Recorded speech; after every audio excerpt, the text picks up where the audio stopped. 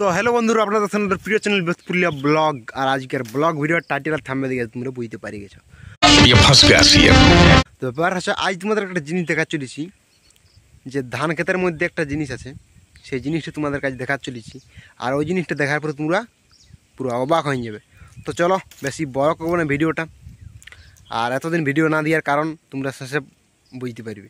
তো চলো, তোমাদের ধান ক্ষেতের মধ্যে একটা জিনিস বেরিয়ে গেছে, সেই জিনিসটা তোমাদের কাছে দেখায়। দেখার পরে তোমরা অবাক হয়ে যাবে। চলো, বেশ দেরি করো নাই, ভিডিওটা সিস্টেম পার দেंगे। চলো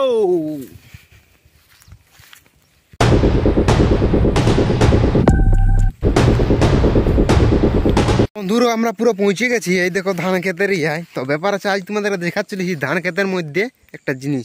তোমরা বলে কি জিনিস? তো চলো, তোমরা না দেখলে তো বিশ্বাস করবে নাই। তো চলো।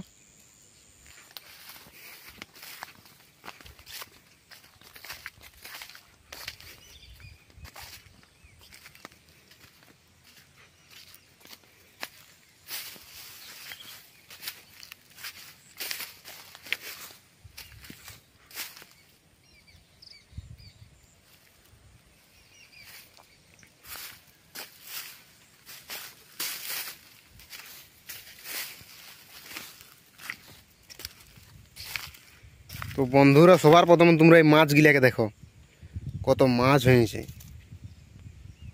দেখছিও মাছগুলা কেমন চিল দিছে।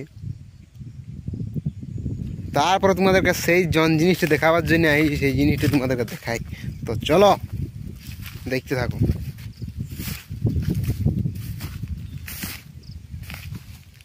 দেখছো এলে কি বলো তো?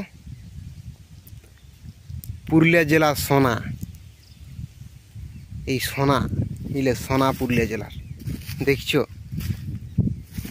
এই লাগে বলা সোনা পুরুলিয়ায়। দেখছো চারিদিকে তোমরা দেখতে পাবে এখন ধান, শুধু ধান, ধানের ক্ষেত। এই ধানের ক্ষেতেই কত সোনা ফসল। এই সোনার ফসল পুরো আসল সোনা। এই জিনিসটাই তোমাদেরকে আমি দেখাবার জন্যে ভিডিওটা করলি। বন্ধুরা, তোমাদেরকে দেখাই দিলি যে পুরুলিয়া জেলায় এখন সোনাই শুধু সোনা। চারিদিকে জন দিকে হলেও শুধু সোনা সোনা, সোনার ফসল।